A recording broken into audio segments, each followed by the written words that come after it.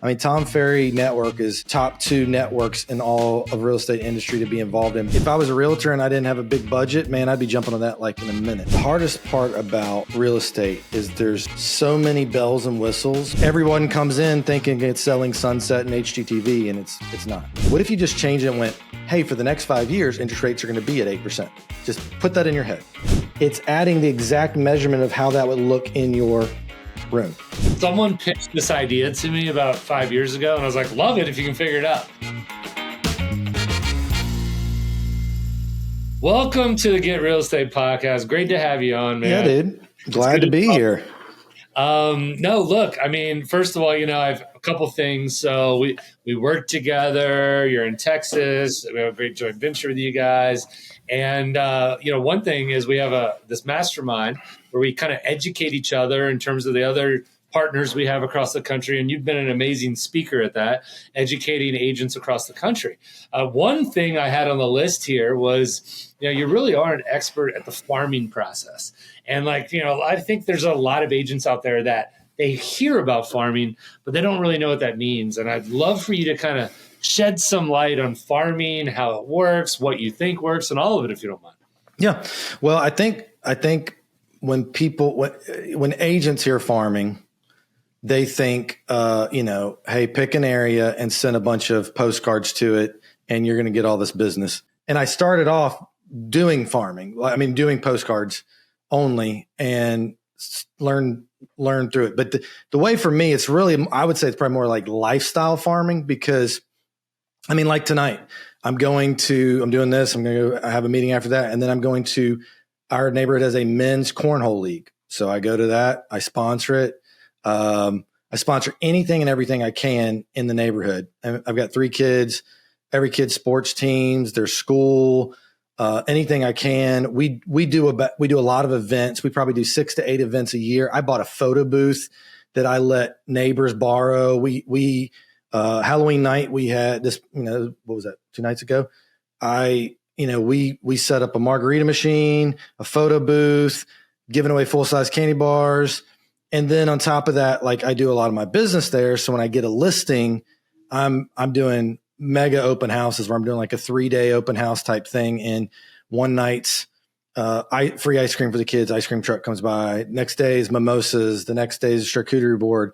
But it's all those things combined. And it's just, the best compliment I ever received that gave me, which was kind of like my goal for farming, was from, it was one of my past clients. And I hadn't talked to her in a while. That was bad. I felt bad. But I saw her post something on a neighborhood Facebook group looking for a painter.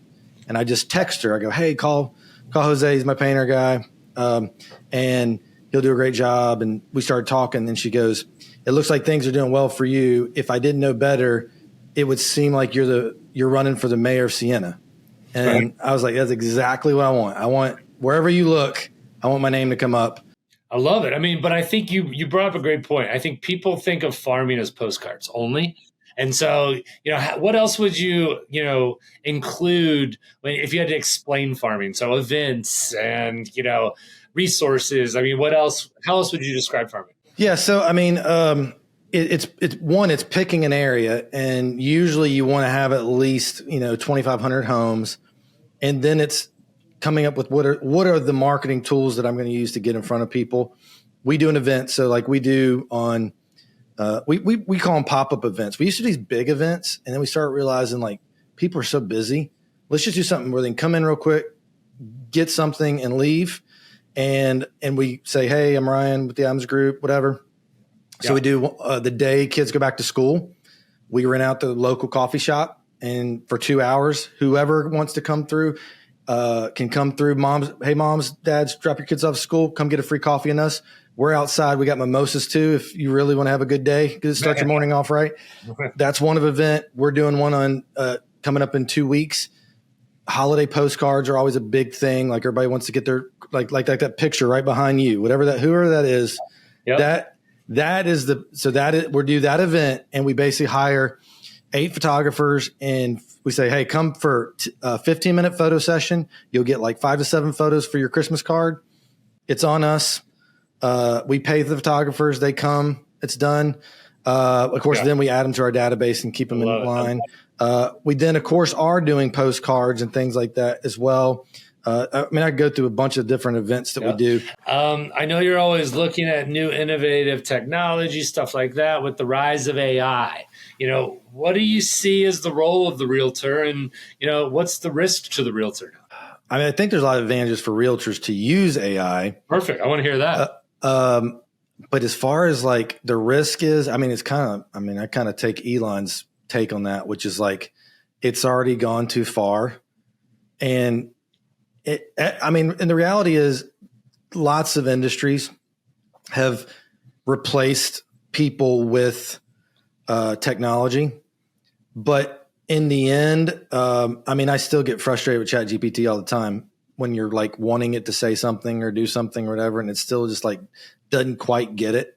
It doesn't have a good sense of humor, by the way. Like if you really try, but it just doesn't. I think in real estate it's going to be hard because like for me, I'm in Siena. I know like my neighborhood, if someone's moving in there, I know the ins, the outs, everything about that. It would, it's again, like if you're a Zillow or you're a HomeLight or something like that, and your office is in Silicon Valley and you've got programs for people here locally, you can have that, but you're using an algorithm to figure out what works and what doesn't as far as like valuations or whatever. You really have to have someone who knows it, boots on the ground, all that. So I think as long as you're a real estate agent and you're providing value, it's going to be hard for technology to replace you. If that's where you were headed with that, I don't know. But in that case, like that's good. Does that answer that part of the question? Yeah, that part. No, yeah, that makes a lot of sense. And, look, we get it the same way on the title side.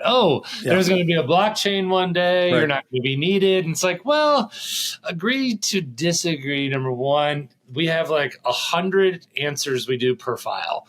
Per person on both sides. It's a lot of questions. People want to be talked through things. On top of that, we're holding lots of money. There's a variety of other, there's a lot of questions that come up that aren't just like something you can Google, Totally. And so, like you said, if you're adding value, you're still going to have a job in some form or fashion, no matter what.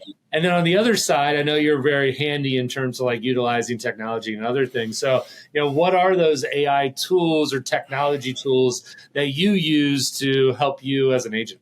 Yeah. One that's really great that's out there is just a lot of people, if you don't have the budget to afford a videographer, someone to edit your stuff, I think there's one called Opus Pro where you film everything in vertical and then it'll cut out like 5-6 reels for you, put the captions on there for you too. In fact, I was looking at this one captions app, which we have an editor that kind of does our stuff, but I was kind of looking, now that would be one area I'd be worried about. Because some of this stuff is just like, it's hard to, I'm looking at it right now, but like I can do AI on this captions app. So like, here's a little captions thing we're doing. It has these AI features. The app's called Captions. It does AI for Zoom. So it's doing cuts. It does AI for images, which they're horrible when it does it, but I'm sure it'll get better, but they can throw up images. AI for eye contact, AI for trim, AI for sensor, AI for spotlight, and AI for emojis. And like, if I was a realtor and I didn't know what, you can see, like it's doing all that. I did film it, but if I was a realtor and I didn't have a big budget, man, I'd be jumping on that like in a minute because getting out there is good. ChatGPT is great. Here's the key with ChatGPT is prompting it correctly. I learned that is like, so, hey, ChatGPT, by the way, how do you talk to him when you talk to him? Are you like, hey, what's up, dude? Or, hey, chat, hey, I don't know what to call him. And I say please to him a lot. I don't know why. I'm always like, hey, please make me. He was like, he has good manners. But what was I saying? I learned this from just some other people really good at marketing, prompting it. So, hey, write a description for a listing and make it enticing that someone would want to buy it. Because we just go in there, 4-bed, 3-bath, cozy, whatever. Like, make it as if you're selling this and someone would want to buy it, prompting it directly. Have a very witty, professional, but laid back tone, and make it, be specific when you're asking to do it. And you'll see how impressive it is. Also, if you go in the settings, which let me see real quick. You can go under your name and there's something called custom instructions. So you want to, what would you like ChatGPT to know about you to provide better responses? How would you like ChatGPT to respond? And I put, because that's like knowing your audience, I want you to respond, presented in an informative, concise and inspirational manner, and aim to keep my writing in an 8th grade level for accessibility. Because some people, I don't want to use big words and, that are in real estate that nobody ever hears. So I want it to be, everybody can understand it. Sure. But those are the main ones we use. There, one that's really cool, which you can use this kind of for staging perspective or your house. It is called Room Planner app. And you can go scan your room and it'll give you the exact measurements of your home, create a 3D layout, which let me show you. We're trying to figure out if we could fit a sitting area in our, we wanted to put a couple of armchairs in our master. And I was like, what would fit? All right. So I'm going to show you like this is the sketch of our room that it's scanned, like literally, and it just scanned it. And then like you can go here and let me show you real quick because this is crazy, dude. So I can go here and click add a piece of furniture, and then it looks up stores online of pieces of furniture, and it knows the measurement. So then when you click it and add it, it's adding the exact measurement of how that would look in your room. That's crazy. Someone pitched this idea to me about 5 years ago, and I was like, love it if you can figure it out. They never did figure it out. But that is exactly what they were talking about, which is awesome.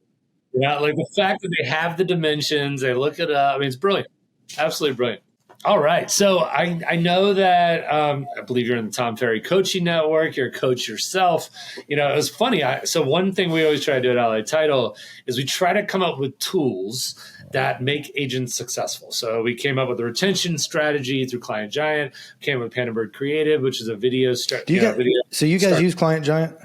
Yeah. So we used to use Client Giant ourselves. And I thought it was hard for a title company. And I'll tell you why, is because I would send you, let's say like there's a gift of our client or something where they're getting, less than $20 gifts 4 times a year. But you might have an ops person on your team that should also be taken care of and whatever. What I like about Client Giant for real estate agents is you know who your buyer is, you know who your seller is. And so you just need to pop those in there and they're going to get 4 gifts a year in their top of the mind program. So anyway, that's why I like it. You never have to think about it. You don't have to ship stuff that doesn't fit in boxes, that just it's all taken care of for you. Well, I'd love to get your thoughts on it because I've never heard about it and a coaching client mentioned it to me and I set up a call tomorrow to talk to them about it. So I'd love to pick your brain. We reached out to them and negotiated a discount for agents, just like might as well have something versus not, right? Sure. But for me, what I was thinking is if I have 100, we have some of our clients like yourself, they're selling 100, 200, 300 homes a year. How the hell are you going to keep in touch with all those buyers and sellers, right? And so the good news with Client Giant is you take a spreadsheet, you upload the whole thing into a database and you're done. Right. And they're going to get 4 gifts a year, from the agent to them. And so anyway, there's a tool we like. We're always looking for what's that next tool. We were just doing a survey. We were doing a little case study asking agents when you think what tools would you want? And someone said mentorship or coaching. Right. Mm-hmm. And so that's something, and I've heard this a lot in different conferences I've been to. So how did you get into coaching? How did you get into the Tom Ferry Network? Tell me about that experience. So I had always participated in life coaching since I was in my early 20s. And life coaching was more, you meet with the coach and it wasn't just on your business. It was your whole life. Like, how do I, what's the type of life I want to live? How do I get there? Whatever, blah, blah, blah. And so you meet with them once a week and it's just continual accountability to, you set up a life plan for all the goals you have. And then you slowly chip away at them, whatever time frame is. So when I got into real estate, I was on a team and I love my team leader, obviously, quite a bit. But he's one of my best friends to this day, but that wasn't his game plan. He was great at teaching real estate, but life planning wasn't necessarily his game. So I was like, I need someone formally to go, all right, I know where I want to be in my business. How do I get there? I can't do it today and I can't do it this year. How do I get there? And I went through a couple different coaching companies. And then I came across Tom Ferry, and then I've been in the business 6 years. I'll be starting my 7th year and haven't not grown more than, less than 30% each year. So, I'm like, I'm like, if it ain't broke, don't fix it.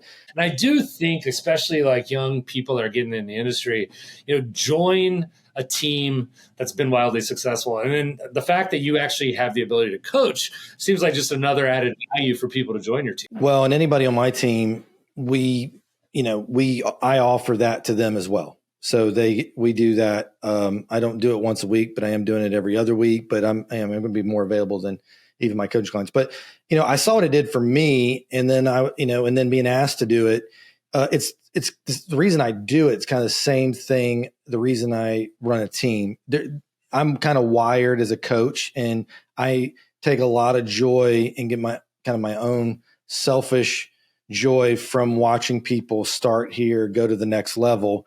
And so it's something I can do that I can walk away with. And yeah, I get paid a little bit of money, but it's more of like, in as far as the coaching world, like professional coaching with Tom Ferry, I'm doing it. I see the benefit, but I'm also not like, my brain is in there all day, every day with people on my team. I'm like in the middle of it. I'm thinking about it all the time, but I get a lot out of it personally. And then it also just helps out your network. I know a lot of people. Tom Ferry Network is probably the best or top 2 networks in all of real estate industry to be involved in, because so many high performing agents are involved in that. And you can, if you're involved in that, and the only really way you can really get involved with it, besides watching free YouTube stuff, is to get into coaching. Yeah. But if you're involved in it, as far as referrals, knowledge, you can get pretty much anything you want. That's how we came across you guys was through that. So no, it's a really good point. We work with a lot of the top producing teams across the country, and quite a few of them are in the Tom Ferry Network. I've never met them before, but there's obviously that says something, right? And it is a powerful network, no doubt. We kind of talked about some things you would do, whether you're getting new in the business or you're starting off. What are some things that you have seen agents do that you'd be like, don't waste your time there? So someone new getting into the industry, what should they not be doing? The hardest part about real estate is there's so many bells and whistles. And I don't know if you guys are like the title. I probably get, and I've tried to filter it out, 20 sales calls a day. Yeah.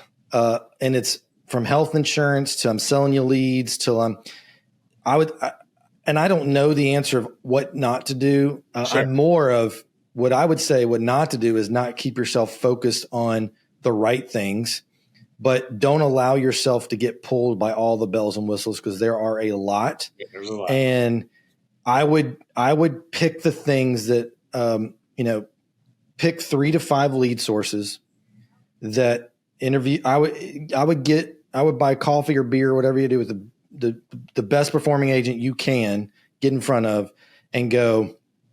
If you're brand new, I'd probably join a team that that could help take your business next level. That's number one. Mm-hmm. But if you're not going to go that route, which I don't know why you wouldn't, but if you were not, I would interview as many agents as you can, which is crazy that people don't do that. And I would go, what has been over the course of your career, the top 3 to 5 most high performing, best ROI lead sources that you've done? Yep. And then pick 3 of them and give it all you can to those 3 or 4 for 6 months and then reevaluate. Most people jump in for a week or 2 weeks, 3 weeks and go, oh, it didn't work out. This is a long-term game, long-term play always with real estate, because it's about relationships and those don't come overnight.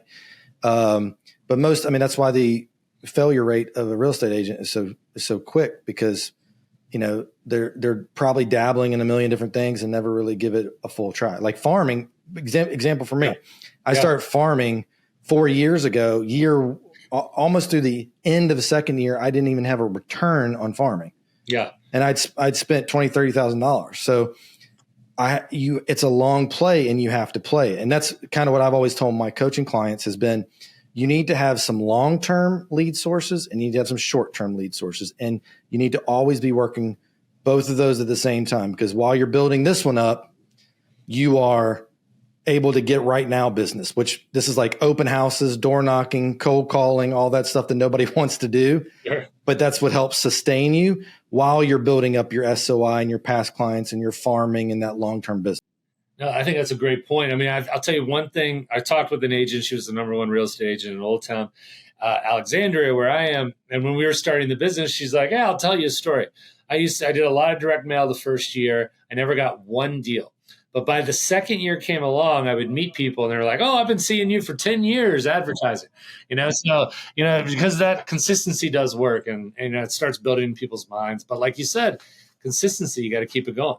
It really is. It's just like what we try, and even in Tom Ferry world, the thing I like about it too, it's pretty simple, is, and I'll be doing and you guys you're welcome to invite any of the allied people, but I'm basically going to take people, create a business plan here at the end of November, and business plan for 2024. And it's so simple. It's, what are my lead source? And we've got the data to be able to go, if you do this, this, and this, you're going to get this in closings. We're able to figure that out. I mean, we already know right now, the biggest stat you need to know is if you have 40 real estate conversations, that should equal one closing. Now, what is a real estate conversation? It's either asking for an appointment or it's asking for a referral. If you have 40 of those, you get a closing. But we basically take your business plan is like, all right, how many deals did you do last year? How many deals you want to do next year? What's your average price point?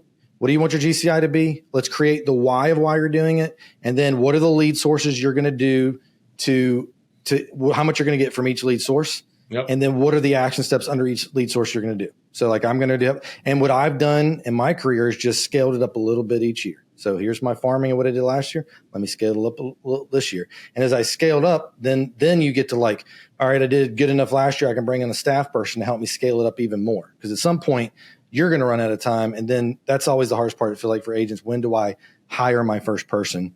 And sometimes you got to take a risk, and that's the other thing too. If you're going to get into real estate and not take a risk, good luck. Because at some point you have to just take a risk. Yeah. And on the time to hire someone, like you said, there's never a perfect time to do it, but I've never seen anyone really that's, as long as they've continued to put the work in, say they hired them too early. Right. Because they become so valuable, and you figure it out in a sense. A lot going on in our industry right now. Big NAR lawsuit. The last couple of days. Give me your thoughts about the lawsuit. How does that change things moving forward? I mean, I have talked to so many people about it. It changes things to me, and it doesn't change anything to me in a sense. I mean, we've been operating the same way for so long that most sellers understand how it works, that agents don't work for free, and there's a buyer representation and there's a seller representation. And for us, we're going to just have an addendum that explains it all out, and the seller signs on it. Are there going to be agents that come out there and go, "Hey, you don't have to pay the buyer if you don't have to pay the buyer. Just pay me the whatever percentage and you don't have to pay the buyer"? Yes. But those same agents, there's agents that are out there, "Hey, I'll do your listing for $500, but you kind of get what you pay for." Yeah, and to me, all it means is we're just going to have the conversation. I mean, I don't think I don't even know all the details of this. I mean, I've read about it, but I don't know. I haven't dived into it and read everything. But, probably how it got to where it was at is that things were not communicated up front. Mm-hmm. And I think for what it really means, in my opinion, is we're just going to be having conversations up front with everyone ahead of time of how commission works. That's my opinion. I really don't think, I do think it's going to have an effect on the industry, but as long as you're upfront, aware, and doing your due diligence, you're going to be fine. And transparency. I mean, I think in our industry, joint ventures exist, ABAs exist. And the key to those is transparency, that everyone knows what's going on. And that typically in all 50 states, there's form of joint ventures. Now, there's some pressure on joint ventures across the country and some attorney generals and different opportunities. So we'll see how that plays out. But, one thing that we always talk about is, we do have joint ventures, but we have parent company files. Everyone gets charged the same. We have over 9,000 five-star reviews. The consumer is having a great experience. And so if people are like yourself, part of a joint venture, but transparent, your people are giving five-star reviews, I think it comes down to more transparency is what my guess would be as I listen to what it's about, which, has happened in the industry and is always going to continue to happen more. Yeah. So look, you've had one of the fastest growing teams in all of Texas. Congratulations. Some of my research that we've done, you were not always in the real estate industry. So I believe you were in a nonprofit before this. What were you doing and how did you get into real estate? Yeah, so when I was in Virginia, I grew up, I was involved with Young Life, and Young Life's a national organization, a Christian organization, and was involved with that since I was a kid. And then I kind of my last role with Young Life was development, and I was over part of Southern California, and kind of helping the Young Life area out there. And then our family's so my wife's family's from Houston, and my mom was going to end up moving to Houston. And so Houston's kind of middle of the country. We were flying back and forth from, Orange County to Virginia to see my family, Houston to see your family. We're like, we got to get somewhere closer to family. And I just felt it was a time. I'm still serving on the board for Young Life. But I wanted to but I basically built teams. And so when I came into real estate, I came in going, I want to build a team that does an exceptional job at real estate. And I'd worked with I had some investment properties. I'd worked with some great real estate agents, and I worked with some horrible real estate agents. And I was like, if you treat your clients well and you follow up and you have great communication, I know it's a low bar to get into residential real estate, but there's also like a lot of opportunity to stand out. Sure. And that's what actually got me into it. And it wasn't even my first choice, but when we got back to Houston, we moved here, not even knowing what we were going to do. And then that's kind of what it's. I had an MBA. I was ready to roll and go into corporate world and all that stuff. But then I decided that. So, is there anything that you recently have changed your mind on what used to be successful? So, like, hey, I always done this, and I'm now, because of whether it's technology or the change in the world, like I don't believe it to be an effective tactic or strategy anymore. Well, I think the biggest thing is diversification of investments is big. A lot of people, as real estate agents, a lot of people come out and are like, you got to invest in real estate, and that's where, it's always grows. I do agree you should, but I'm starting to learn more and more and more. Like I had a gal on my podcast that they're in Nashville. She's a real estate agent, and they're buying businesses. All right, average, and I'm maybe jacking up the stats here, but it's going to be close enough. What's the average return on a real estate investment year over year? Do you know that? I'm just going to think about some house flips I did on my own. Not even flips, just average. I think it's like 4%. So I think she said 7 to 8%. Yeah. Average return on, put it in the stock market. What would you say? It was 7, 8%. Yeah. Yeah. Businesses, buying businesses. We're talking about buying. Most of them are small businesses. Like 55% return. Wow. That's great. And so just thinking outside of the box, and they're mainly like buying like a plumbing business, a roofing business, sure, like small business, and people who've been doing it forever, and they're just ready. They're tired. They're ready to get out. And it's a lot of creative financing. That's something that's new, is like really having I think we're going to shift, because my personal opinion, I'm not going to make a prediction on interest rates, but I listen to a lot of stuff, read a lot. I think we're going to be in a high interest rate season, and meaning 7, 8% for a while. Yeah. I think that's going to be the case. In the end, the Feds are up to that decision. But if we don't, I think we're going to be in a worse economic situation if we don't do that. But I think we've got to get used to that, and then which means we might need to embrace some more creative financing options out there. To your original question, in real estate, I think agents that are coming into the business, most of them who come in have this idea of what it's going to take to get it. And I think partly we've all been spoiled, because in 2021 and 2022, you could have a pulse, put a sign in the yard, you're going to do well if you knew people who are selling. You have to get that same result, you're going to have to do 3 times the amount of work in the next year, 2, 3 years. And so I think agents need to just own up and go, it's not going to be easy. It's going to be hard. It's going to take hard work. Like every other industry goes through different phases. It's going to be the same thing.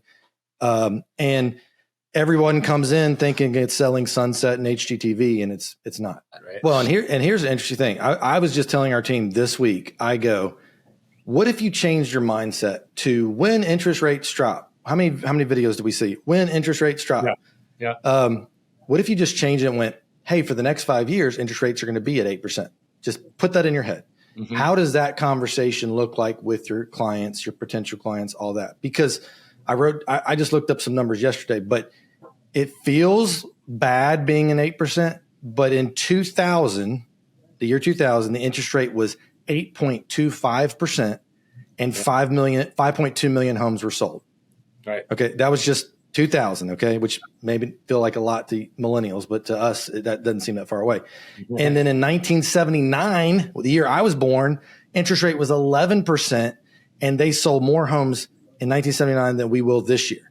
So I get that it's hard, but 2005, you had the quickest increase in interest rates, went up 5 points. Oh, sorry, that was 81. 81 went up 5 points that year. Wow. And it survives. People are always going to buy and sell houses. You've just got to go be in front of people when they're ready to make that, be honest, deliver value, help them understand the market. The hardest part for people to swallow right now is like, hey, in 2021, you could have bought a house at a really good cost with a 2.8% interest rate. You probably won't see that again in your lifetime. Our kids probably won't see that again in their lifetime. That's a really good point. You had mentioned you had someone on your podcast. In fact, for those of us, for our listeners that want to, follow your podcast, where can they go to follow? What's it called? It's on Spotify and Apple. It's called The Closing Table with Ryan Adams. I think there's some other closing table names too. But yeah, it's mainly a lot of people that I know. I'd love to have you on there at some point too. And it's very low key, over a lot of different topics. We had a guy on there, the most interesting one. I mean, it's funny. We had 2 million views of this reel of him on our social channel. And he is he does Ironmans. He got tired of doing Ironmans. So he started doing Ironmans with a blind lady, and he just basically goes with her the entire Ironman, like the bike, the swim, the run, and is basically her eyes for the thing. And he's done multiple of those. And hearing his story, it was pretty amazing. But yeah, we got all kinds of people in there. It's not just real estate related. It's more geared toward entrepreneurs, sales, people who want to grow. It doesn't matter. So yeah, 2 more questions for you. So one is, so you always have business gurus who are like, this is what I believe, or whatever the case is. A lot of times it's consistent themes you hear throughout a market. Are there any opinions that you hear consistently? You're like, I do not agree with that. I've always thought I keep my mind on what I believe to be true and really try to block out the negative stuff. There is negative stuff, but it's kind of going to show you when it comes to something I don't necessarily agree on, I don't let it stay in my brain too much because, something comes up, I don't agree with it. I'm going to look, I'm trying to find the things that I align with, if that makes sense. But there's tons of stuff that's out there. That's a hard question right there. I think the biggest mistake that real estate agents right now are making is I see so many people getting on, and it isn't big name people, but it's so many people getting on. It's not just real estate agents too. I mean, there's entrepreneurs, there's big names that are getting on and going, hey, it's a great time to buy. It's a great time to sell. That is a very strong statement. And it may be for some people, but some people it may not be. I'm the worst person. I've told my coaching clients, I'm like, hey, if you're going to circle prospect or whatever, I'm the worst person to be calling because I'm doing great in business. My kids still have 16 more years of school. I've got a 2.9% interest rate. I'm not going anywhere, man. I love where I live. Don't call me. So you got to figure out who the people are. I think the top prospect right now is someone who's got 100% equity in their home and they need to downsize, but you can find that list, and that's the people you're calling who can take their cash and go buy a house for cash because they don't have to worry about the interest. The biggest thing I would say, the biggest if there was three areas that I would say in my opinion, are the top things real estate agents need to be thinking about. Actually, it almost could apply to any industry. It's mindset, skill set, action. Mindset being, before you get into anything, your mind's got to be right. You can have a great plan of attack, but if you wake up and your mind ain't right and you're not motivated and you're not ready to roll, it's not going to work out. Skill set is, you can have a great mindset, but if you don't know what you're doing and you're leading people in the wrong direction, and you don't have the right skill set, or you don't know how the skills you need in your business, your industry, whatever it is, you can take all the actions you want to take, but you don't know what you're doing. And then, of course, action, you can take a lot of actions, but if they're not backed up by the right mindset, skill set, what I find is most people, and myself too, every day, I'm probably doing okay in 2 of the 3 areas. But when you really can get yourself in all 3 areas, because I would say probably the biggest thing is a lot of agents either, to me, deal more so with mindset and action than anything, because if they can get their mindset right, they can get the skill set and take action. But a lot of them have their mindset right. And then a lot of agents, they might have the right mindset and right skill set, but they never take action. No, it makes a lot of sense, man. Well, hey, listen, it's great chatting with you. Actually, every time I've spoken to you, your wealth of knowledge, I have a feeling you'll have some good podcast suggestions for people out there. Like, who are the top 2 to 3 podcasts you listen to? Absolutely. Yeah. I like the Tim Ferriss show, because I think I love the data and the science that he's always like, I only want to do 20% of the work to get 80% of the act, the result. I love that. The one I'm really been into lately is, what is it called? The All In podcast with, and it's, if you really need a non-biased, non-political, because you've got Dems and Republicans in this. These guys are all millionaires, but they speak on all the different topics from, interest rates, GDP, all that stuff. And then what's going across the world, but they're the smartest people in the world. Cool. All right, man. Awesome, dude. Well, thank you very much, man.